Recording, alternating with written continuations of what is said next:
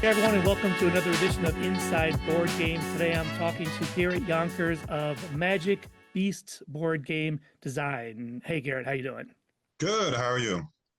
I'm doing really good. I'm just happy that I got your name right, because when we met at Origins, Yeah. your badge said Garrett Yonkers, Yeah. and for some reason my brain was like, "Oh, Garrett from New York. I wonder what his Oh, last name is." yeah. I've never been to New York. Yeah, So, right. Yeah, it's yeah. kind of we had talked in you're from Michigan, as am I. Um, I've been here all my life. How about you? Have you been in Michigan your whole life? Yeah. I've grown up in West Michigan, around the Grand Rapids area, in the small farming towns and stuff. And I love it here. It's awesome. And great board gaming community that we get to be a part of too. So, Oh, that was my next question. oh, okay. How's the board game community there? Yeah, it's great. When we started, because we've been making board games since like 2013 as a hobby. And it's only Okay, the past 2 or 3 years when we decided to double down and make it into a company. And that's when we Google searched like, okay, are there any board game company retail stores or anything like that in the Grand Rapids area? Turns out there was tons. There was like dozens, and they're all really okay. enthusiastic. We've got to meet a lot of them, the store owners, and they're great. They're friendly. They do a lot for the community and help make events that help us out as small time game publishers, but also just give us an opportunity to connect with the people who love this hobby. So it's been awesome. What kind of events do they have? Like collectible card game tournaments, or do they have like regular, more traditional board game Sure. days? Sure. Yeah, it's all of the above, really. So some shops kind of get down into the trading card game, some are a little more of the board game stuff.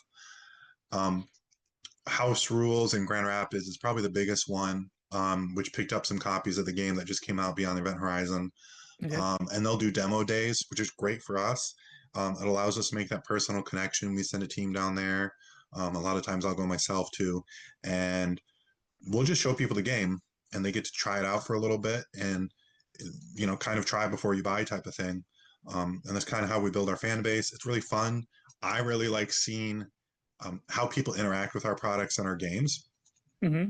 and really, especially when we have a game we're working on, we'll bring down a prototype, and it's great to see their initial reaction. Read their body language and kind of the thing, because a lot of people when they play board games, especially prototypes, most people will be polite. I mean, we're in the Midwest, so they'll just say, "Yeah, that was good," and they won't really give you any good feedback. So you kind of have to watch their body language. And me and my business partners is like, we really want to push this until someone, before they roll their dice, they're standing up and they're pacing around the board and they're getting really into it. Kind of our tagline for our company is Magic Beast Board Game with Teeth, and we want to see them Okay. lean into the table, really get into it, really like throw up their hands and get those interactions going. And that's when we know we got something really good. So, I love that tagline. When I was on your website, it said something about like a no filler philosophy. oh yeah. Um, Yeah. the no filler philosophy is, as much as I love board games, and all just creative content, getting the pacing right is tricky.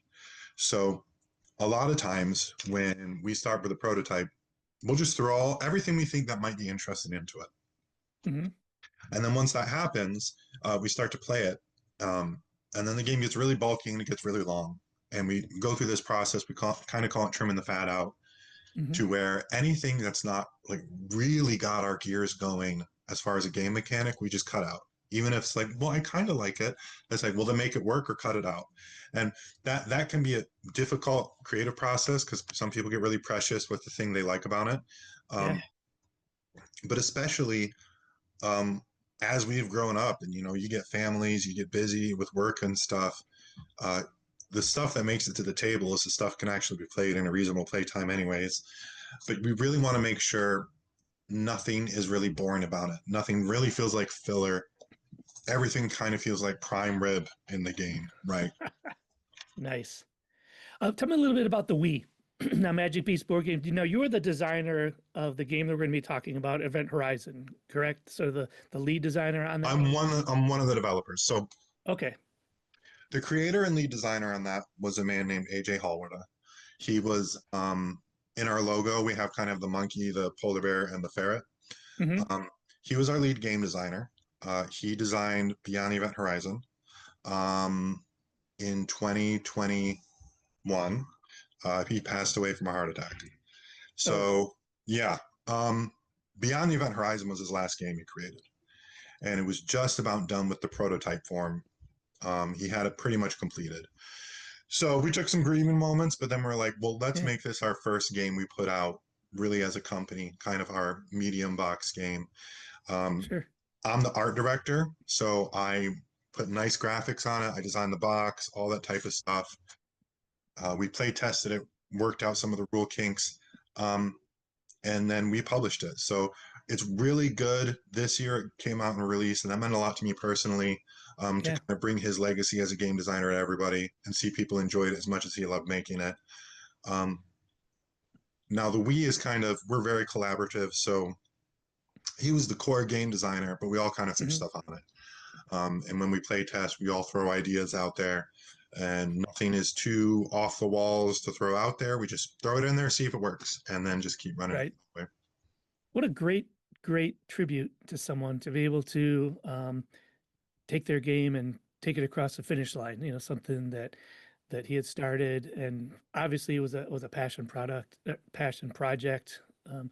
Because you know most people don't design a board game out of any other reason besides the love of the Sure, game, a love of sure. gaming. So that's a really great story. I did not realize that, and it's gonna make it more special, I guess, Yeah, when I play the game, just absolutely. to know that story.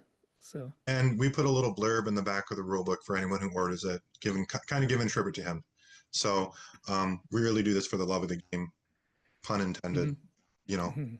And so, yeah, it feels really good to do that. It looks like this is a game that I'll actually have to read the rule book then. Just Yeah. if nothing else, just to see that see the mention that's in there.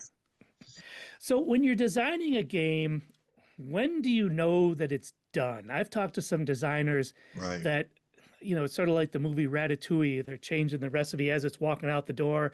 You know, I know people that have their game that's, you know, just about to be sent somewhere for production, and they're still making tweaks as it's going out the door.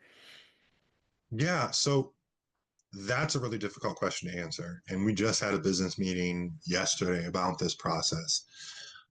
Obviously, a game goes through a lot of forms. And just when you think it's done, you put a few more play tests on it. And then suddenly you're like, oh, wait, there was something that needs to Yeah. be fixed, or an angle to it, or a way it can deepen, or a way it needs to be revamped. So, Beyond the Event Horizon took 5 years to develop, Okay. for example. It's pretty common, especially our medium weight to larger weight games. As we prototype them out, they can take years. Just because we really want to make sure the craftsmanship of it is right. So we really let those things cook. Mhm. Um, it goes through two stages. The first is the in development stage, and that's kind of base idea. And then you always start with like pens and paper, and it Mhm. looks kind of like a kid drew it to start, but you're really trying to test the mechanics before you throw any graphics or anything on it. Um, and that'll just keep going until something really hits us as interesting about it, right? If it feels kind of okay, we just go to the back to the drawing board until Mhm. we feel excited. We have a game we're working on right now that's in development that might come out next year called Auto Dungeon. It's a and we're affiliating with another game designer to do it, Travis Lark, from Wingman Games. And we were working it, and we're like, yeah, we like this. And we're working again, like, yeah, we like this, and had kind of a dice mechanic to it. And you get your player card, and you're in your party, and you're fighting monsters in the dungeon and everything. Mhm. And we really like, but we like this, but we don't like really feel excited. And so we sat down, we switched out the dice mechanic for a deck building mechanic. It ends up being a co-op deck builder, like dungeon crawler. And then we started Okay. playtesting it, and then we're like, oh, it opened up. The play got better. It got more integrated. It got more exciting. And then that's when we got excited about it. So we take it to that level in development. And then we do playtest parties every month, at Out of the Box in Zealand, last Saturday every month. And we're working at more ways to do playtests and show it to the public and all the game shops. So we're if you're in Grand Rapids, you'll probably see us at one of these places at one of these times. Show it to the Hmm. public. And a game can be in development for a long time until we really feel like it's solid. Um, Yeah. Kind of the silver lining of it is everything in the game needs to feel like an intentional choice, right? Nothing Sure. feels kind of slapstick or whatever. Um, it needs to feel like, oh, even the smallest mechanic, like, oh, they put some thought into why this token has to go here and why this step goes here. Um, that's really the craftsmanship and the love craftsmanship of it. Once it gets through the in development phase, this is where all the business acumen has to come in, because then it has to go into production. And Hmm. that's a whole nother ball of worms. A lot of people, this is something we learned, um, make a game that's kind of their baby and they get really attached to it and they love the game making process, but then they have to turn it into a product, right? And that's a whole nother thing. It's Whole different skill set. Yeah. a whole different skill set. You got to think, what's your target audience? How are you going to show this? In what arena are you going to show this where it really makes sense? Um, how are you going to choose your audience in a way that's selective? Um, if you try to make a game for everybody, it's kind of for nobody because it has no personality. But if you make a Yeah. game with a little personality, you have to kind of weigh like, this game might turn a few people off, but it might for another person be exactly what they're looking for. Um, And I guess that would be the stage where you're thinking about making choices about, do you make it so people with vision issues, or oh color yeah, blindness can play? And, you think about other inclusion issues at that stage that might not have been thought of in the yeah, actual game yeah. How are you going to design. package the game? What's the manufacturing cost for it? What's the price point that people are willing to spend on it or not spend on it? What components can be cut to make the game a little more sleeker, and which ones are really Yeah. important? What type of add-ons are we putting onto? How are we funding it? Are we crowdfunding it? We're making it from scratch. All that stuff has to be run through, so that way when the game comes out, um, we know who it's for. We know how to show it to who it's for. Um, Right. have them get excited about it. Market it in a way to where, if you think about it, like we were just at Grand Con, which is great, one of my favorite conventions, probably my favorite actually. Um, and you're walking around this room and you're kind of searching like, okay, what's for me? What's really for me? You know, where I Right. pick it up, I go, oh, this is for me and my buddies on Friday night. That's what this is for. Um, One of my advertising professors back when I went to college says good marketing is truth that is well told, right? So you got to have the front of your box. So with Beyond Rent Horizon, Beyond You, you're in the pilot seat, you're going into this black hole, and there's just a massive space battle, right? And that's supposed to communicate to the person looking at the box, hey, if that's what you want, this is what it's going to provide, right? Yeah. Um, and it also helps too because some people want just like a simple, kind of pleasant little cooperative game, which I love those. Yeah. Don't get me wrong, I love those. I love Agricola and all those little worker placements and cute little nice games. But we need to communicate on the branding, like, but that's not this. If you want an exciting combat with your buddies, rolling dice, going, oh, that's what this is. So the Yeah. box needs that, the back of the box needs to show that, the front of the box needs to show that when you open it up, it needs to be that immersive experience, right? On Mhm. top of the game that works that we spent so long in development on.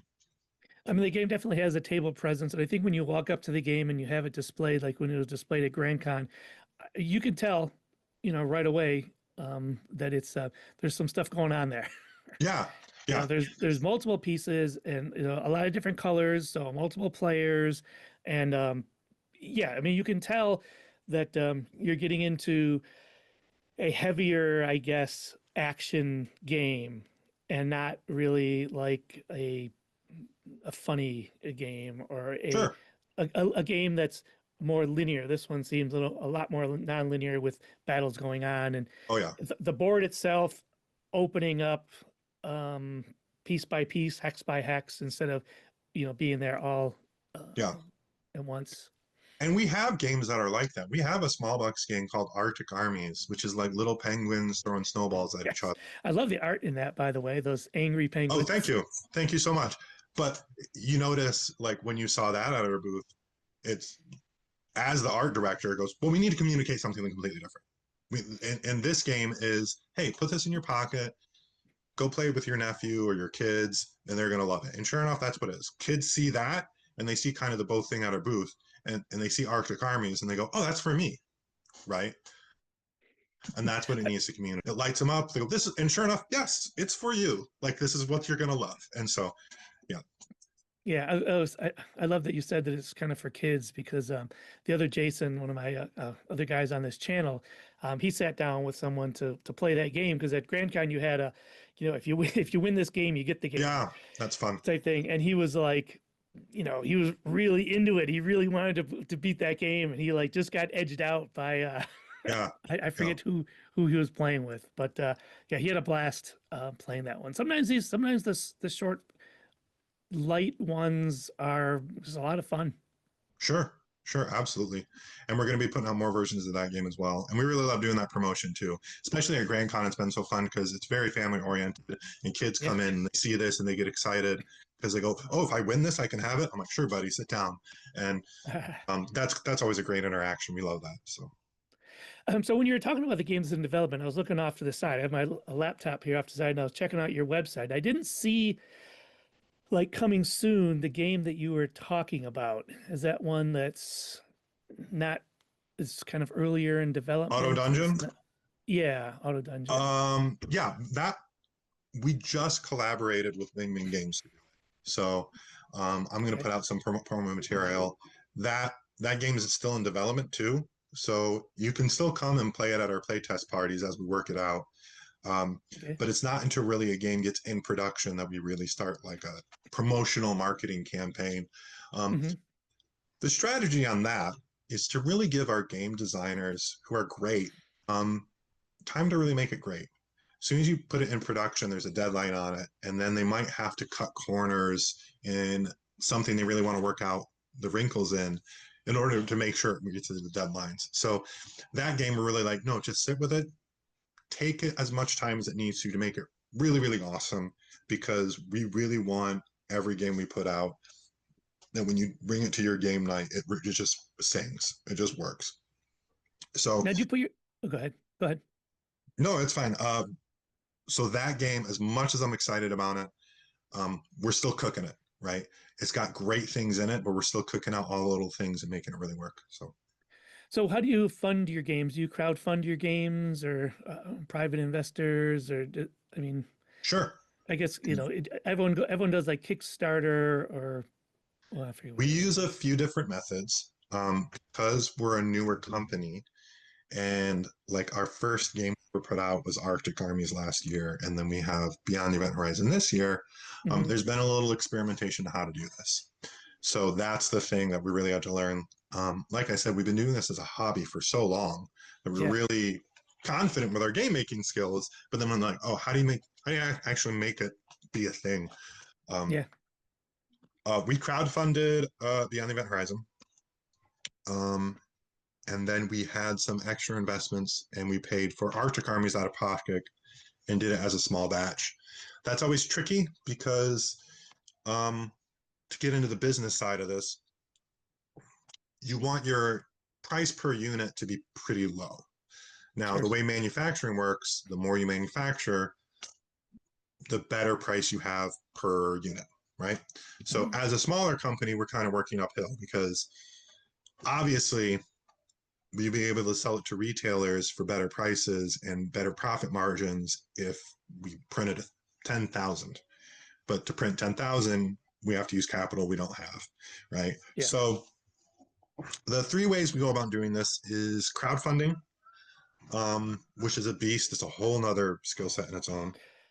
yeah, and it's risky Yeah, because Upper Deck might drop some game or something and drop it onto Kickstarter, and then your game is lost in the noise, or another big, right, game like right. That's one of the biggest things, and this is kind of why we do like locally in-person game demoing as much as we do, is because let's say we put a crowdfunding campaign out and we're competing with companies that have tens of thousands of dollars for online marketing ads that we just don't have.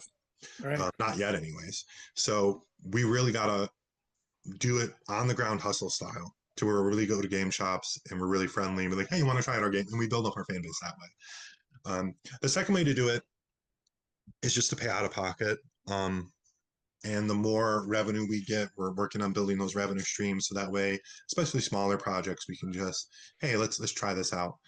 And then the third way is investments. We have a handful of investors that have been really confident in us as a company, which has been felt really great, which has allowed us to make that extra edge and put it out. So we're working on building up a revenue stream right now through various mechanisms. Hmm. To get in more of the business side of this, there's things like merchandise.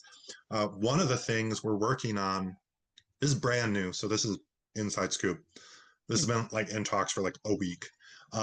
Is to have a prototype play test, like affiliate program, meaning, like I said, these games have to go through prototype, and you need like 200 to 300 play tests on them to really get them in. So what we're working on doing, we just got to work out the details of it, but everyone's really excited about it, is when a game gets to a certain point, we make like 5 to 10 prototypes. We keep them on the library on our site. Hmm. And it would be a subscription service. You can pay $5, $10 a month.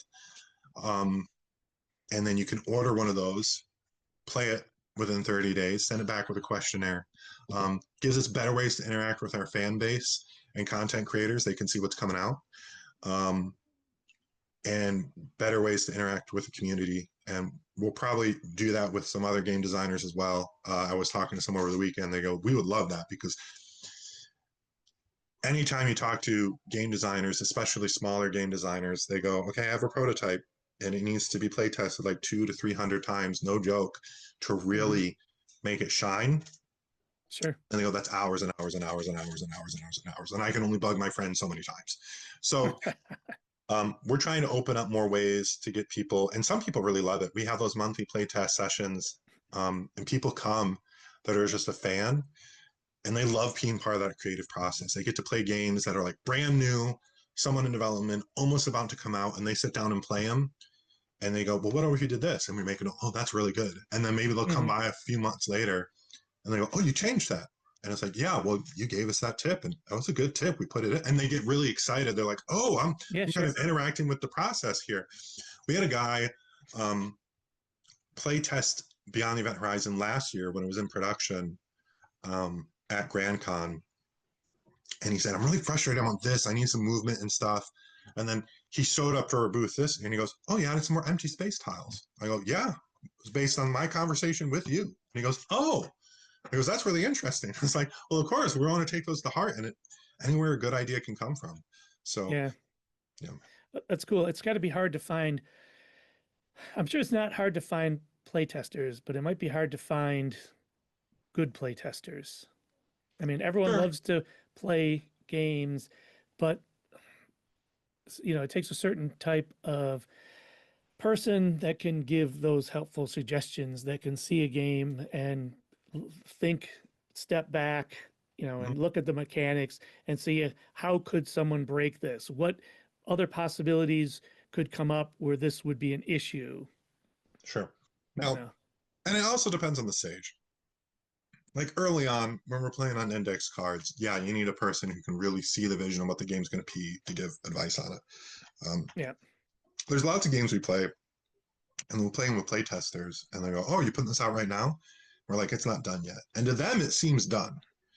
But we're like, it's still months away from being done. They go, how? yeah, It all works? They go, yes, it all works. But, and then sure enough, they come back a few months later and go, oh, this is a lot smoother now. You guys worked on it. It's like, yeah, yeah. So that yeah, takes a lot of insight. Is why we have great game designers who can sit down and go, yes, we've gotten positive feedback, but we can raise this a little more. We can streamline this a little more. These two game mechanics could be one game mechanic that are, and all that type of stuff. So, yeah.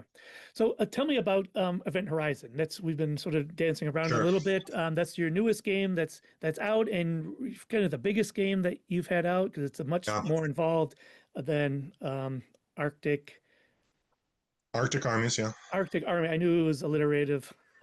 I just couldn't get this out. So it's a little bit more than Arctic Armies. Tell me about the game. So Beyond the Event Horizon is a streamlined 4X space tile game. Now, if you don't know what that means, it basically means in it you're going to explore space, capture planets, use those planets to build up your technology and resources.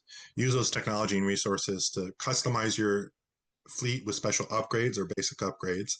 Okay. And that to dominate space combats, to get victory points, and the person who gets the most victory points at the end of 8 round wins. The thing that separates it from other games of this type is it plays in 2 hours, not like 6 or 8. And Um, for how many people for three to 2 hours? five, 3 to 5, Okay. and it has about 30 to 50 multiplayer combats. So the thing that took forever with the 5 year development is it's like, okay, the thing we like about other games of this type is the combats. And as much as I love Eclipse and Twilight Imperium and all those games, you spend hours getting to your first combat, and then you might have a handful of combats within a long game. So in order to streamline that, we came up with a very streamlined combat system so that way it can just goes quick. And because it's very streamlined, it's very multiplayer too. You can have as many as 5 players plus the space marauders, which are the NPC players, Oh, okay. fighting on a tile at once, all shooting each other. It's very chaotic. In order to get that done, we just had to streamline the crap out of it to get it to work that way. I'm absolutely in love with it. It's awesome. I've been playing it hundreds of times over 5 years, but I Mm-hmm. still get excited to play it. When I have my own things, hanging out with my brothers or friends, we still pull it out and play it and have a great time. So it's really nice because it's nice and chaotic. It really pushes everybody into the combat. There's this Mm-hmm. wormhole tile mechanic that the losing player always gets to place a wormhole, and every tile with a wormhole acts as if it's adjacent to each other. So a lot of times in war games or combat games or strategy games, people kind of get their little fiefdom, and then they want to Yeah. hold back, and it's really hard pushing them. Right. Basically, if you do that in this game, someone just puts a wormhole right in the middle of your stuff, and then you're like, everyone's going to come get you. So you got to, instead of just kind of just building an armada and just sitting on your little pile, it's like, how do I customize my ships because they're always going to be in combat so that I always come out on top in these combats. And there's various ways to do that. There's, instead of Mm-hmm. 8 basic upgrades, you have your cruisers, your drone mothers and gunships, and you can really build them out. It's like, do I want to be them to be more tanky? Do I want them to be faster? Do I want them to have more firepower? Or do I want to mix and match and kind of put them together in such a way? And then you have specialty upgrades as you defeat the space marauders that'll really customize your play, that can do special things. So what's really nice is at the last few rounds, people really have customized their fleet based on the opportunities that have given them in that game. It's a very Mm-hmm. replayable game because Yeah. the solution you got that worked game 1 won't work in game 2. You constantly always have to work through different solutions, That's nice. oftentimes in the same game. So people will come up with a game strategy that works, and then by round 4, people have already figured out how to counter it, and then they go, well, what am I supposed to do now? It's like, rethink your strategy, do Yeah. this instead, go after this, and then it's play counterplay type of thing. The board randomizes every game too, so you're always going to come every time you play it. It's new challenge, new strategy set. How do you Yeah. get the win? You know, I love that. And you win this game by blowing up your opponents. I mean, pretty much. or Yeah, is there resource gathering or other points that can be gotten in another way? sure. Or So in the game design element, we it's like if you want something else to be really high, you got to turn down the dials on the other stuff. So the resource management is very simple. When you capture a planet, that planet has a certain amount of production. That production is spent on things in your build phase. Um, so that part's really simple. Mhm. Other parts of it are really simple. So like the movement, how you move up on the tech track and things like that, how you explore planets. The reason all that's very simple, so that way Mhm. in the combat you can actually put a lot of more of the meat of the game in there. Yeah, well, it's good because it's coming out as a combat game, and that's central. And it sounds like you're staying true to that, as opposed to other games where, well, you can get the military victory or the Hmm. economic victory or the most resources victory, which, I mean, I guess they can be fun, but Sure. it's also kind of split. Yeah. And I And think that if a game, I don't like games that have a combat element where the prevailing wisdom is, well, you don't really want to spend your time sure. attacking people. Then why is there a combat element in that game? Right. You have to decide what the game wants to be. Right. And so when we say the no filler, we add everything onto it. And then things that are really like come up with game mechanics that are like, well, we really love this. It's not for this game. We'll put it on the Right. shelf and bring it into something else. Right. So Mhm. we really wanted the chaotic combat in this. So even though there's games, I love resource management games. I love worker placement games. If we put a ton of that into this game, instead of a 2 hour game, it's now an 8 hour game, and it's getting in the way of the combat. So Yeah, I have to played some. decide what it wants it to be. Yeah. I played other games that focus on the one thing, and the game is, kind of big, but it's Mhm. super fast because they focus on the one thing, and it's Yeah. and it's so much fun because, like you said, if they start making it everything, and then it becomes, it becomes a day instead Yeah. of Friday night, it's gaming weekend game. Yes. And that's what this is. It's a little less space civilization, a little more. It's World War II in space. It's trench warfare in space. The tagline is Beyond the Event Horizon, Space, the Final Front Line. And that's Love how it that. plays. So, um, and again, this is where, you give your game some personality. For some people, they sit down with it and they're like, finally, I wanted a game like this. None of that junk where I have to organize all my energy and basic minerals and all that. I just wanted to be in the pilot seat in this beaches of Normandy type game. Now Right. the trade off for that is we have one place tester sit down and goes, "I'll try this game, but I really don't like building things and then they get destroyed." And I go, "Well, you're welcome to try." And within a half hour, he goes, "This sucks." It wasn't for him. It wasn't for him. But that's the trade off you have when you want to make a game with personality. Yeah. Now, speaking of making games, something that I kind of wanted to get into that you and I discussed at Grand Con um, was the big challenge that game makers have these days with the tariffs and Oh the yeah. whole infrastructure for building games was always over in China, or maybe other some overseas places, and now I mean, tariffs are not in the most latest news cycle, but they're here and people are still having to deal with them. And people are having a hard time with with it because usually game makers are on a very thin margin Yep. of profit anyways. And when you have to deal with this huge economic challenge problem getting thrown on there, it's difficult. And so we were talking a little bit about the domesticating or the bringing game making kind of back here to the United States, which is tough. Yeah. So our approach to it is you can't control what you can't control. You can't control outcomes. You can only control actions. Um, a lot of other game designers just kept throwing up in their hands and be like, "This sucks. It sucks that it sucks. I'm so mad that it sucks. What am I going to do?" And it's like, and our approach was, "This sucks, but game design is all about innovation. So let's innovate. Let's figure it out." Um, there's a few ways we're going about doing that. Uh, one is changing the way components and everything work in a game to open up manufacturing options. Another one is, and this is something we're really excited about. We've been working on it all year, but it's been a long process to really do right.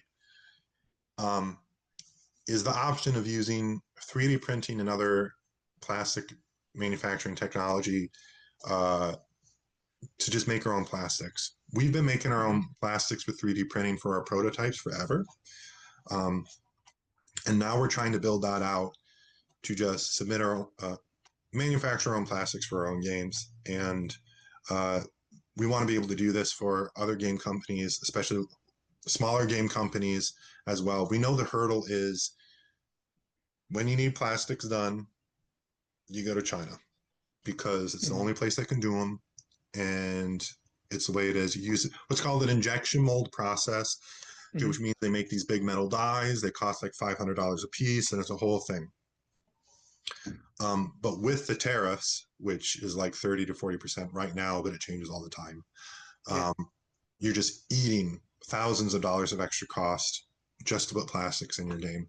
So, and you have to get to a minimum quantity in order to do it, which means, let's say you want to put out a small batch because that's all you can afford to do.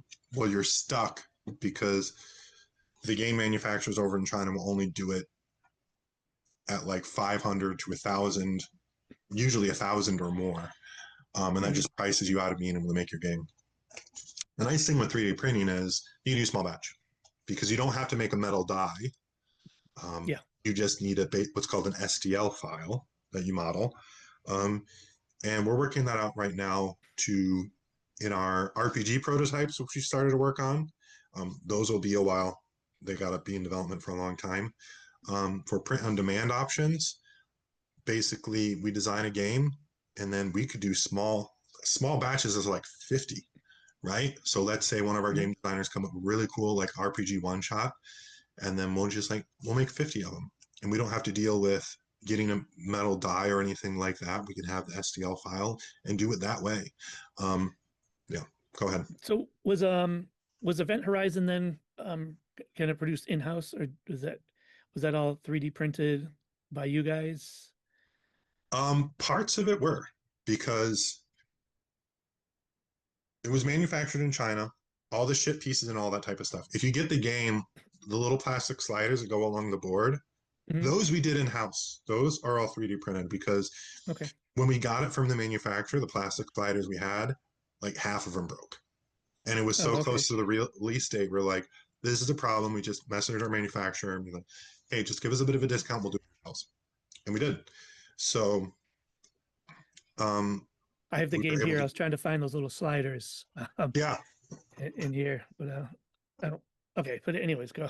yes. So that was something, and we were lucky to have that option. Um, it's a whole different process coming from, and I have some manufacturing experience. I've worked on factory floors before. Making a prototype, making just one of a thing is very, very, very different than making 500 of a thing and making them Sure. at a good cost, at a good time, with quality that can be measured and assured. So that's the process we got to work out right now.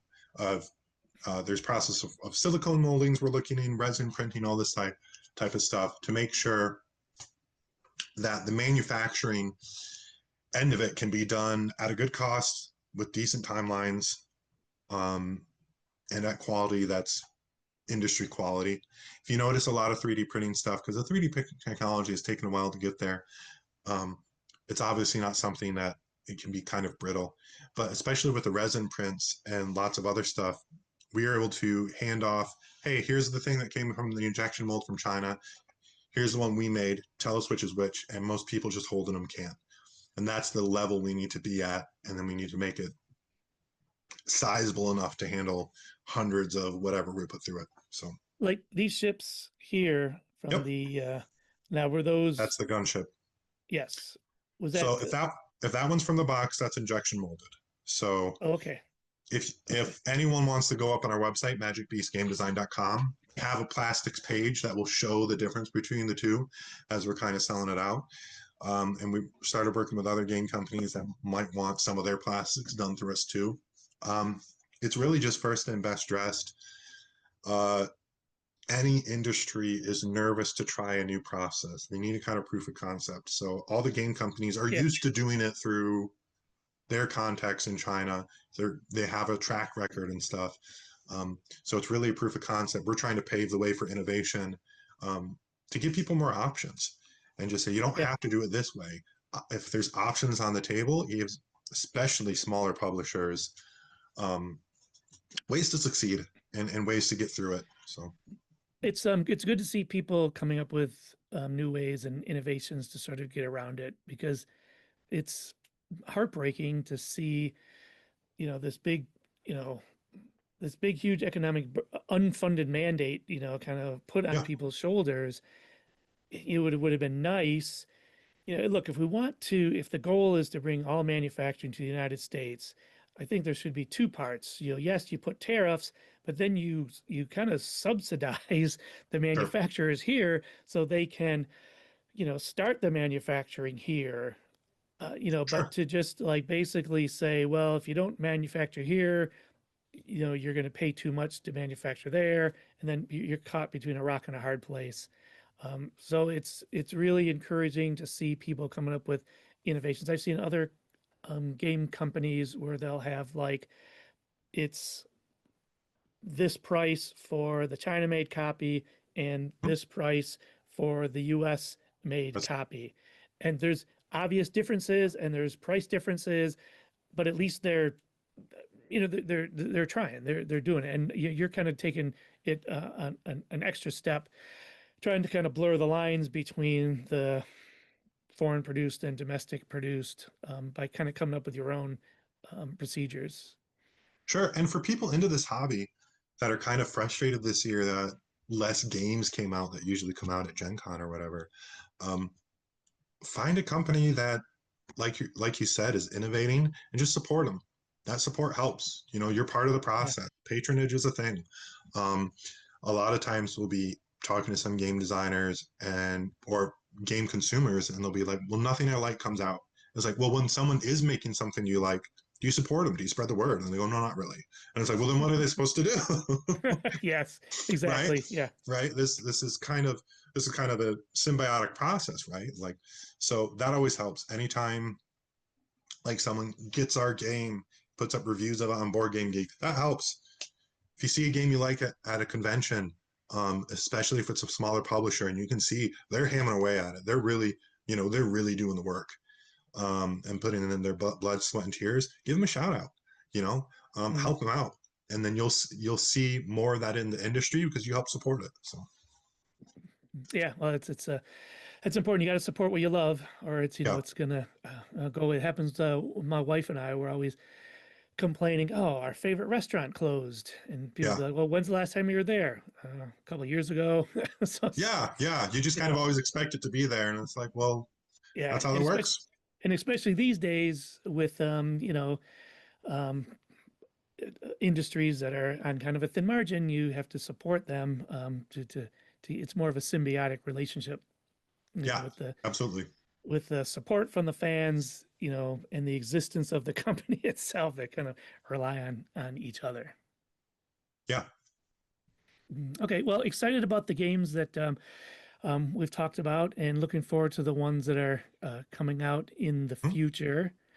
Um, just a question that I wanted to ask that I usually like to ask all of our designers and developers that we have. How'd you get your start? What was your Oh goodness. maybe, yeah, sort of your board game origin story, or were you always just into design, but you thought you'd be designing cars or something? So I was going to school to be an illustrator and graphic designer. Um, and around 2013, my buddy AJ came over and he said, "I like Risk, but it kind of sucks because it comes down to a numbers game." He goes, "I have this idea," and so and he goes, "But you have art skills. Can you work out a map for it?" I go, "Sure." And we just started doing it as a hobby. Um, and it really at that point was just all over the craft. We had no big illusions of being a business and all this type of stuff. It was just Sure, like we want to play games that we like. And sometimes, especially at that time in 2013, it goes, the game we want to play, no one's making. So we're just going to make it because we want to play it. And we want to sure. play it with our buddies. And so that's kind of how it started. That game became Siege, which is a prototype that we hope to put in production soon. It's a bigger box game, so it's going to take a while. We need to, like I said, amp up that support. A lot of people play it and they'll be like, "Oh, I want this game to come out." It's a Hmm. medieval area control game, which is awesome. And that was on your website, right?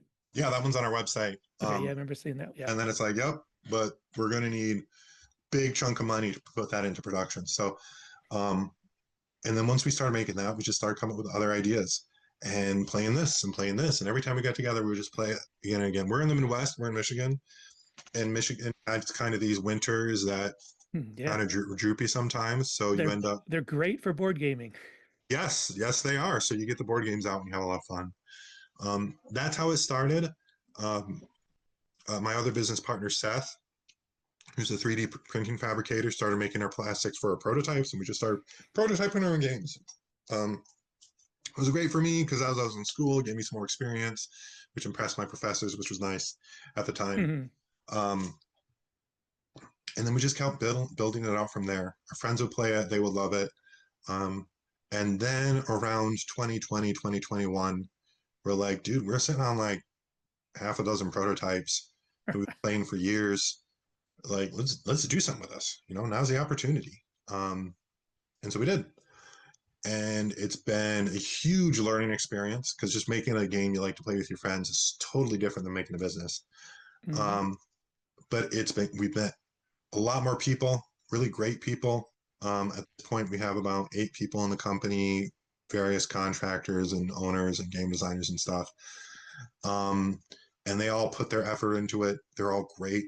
I really always appreciate them. I want to show them the biggest gratitude for throwing so many extra hours at this, just because they want to make something that's great too. Getting more into the board game industry and going to conventions and stuff, and it's a friendly, creative, innovative industry to be in, which is fantastic, right? I love that. Yeah. So when you sit down at the gaming table, what's your favorite meeple color? What's your go-to? red. Red? Yeah.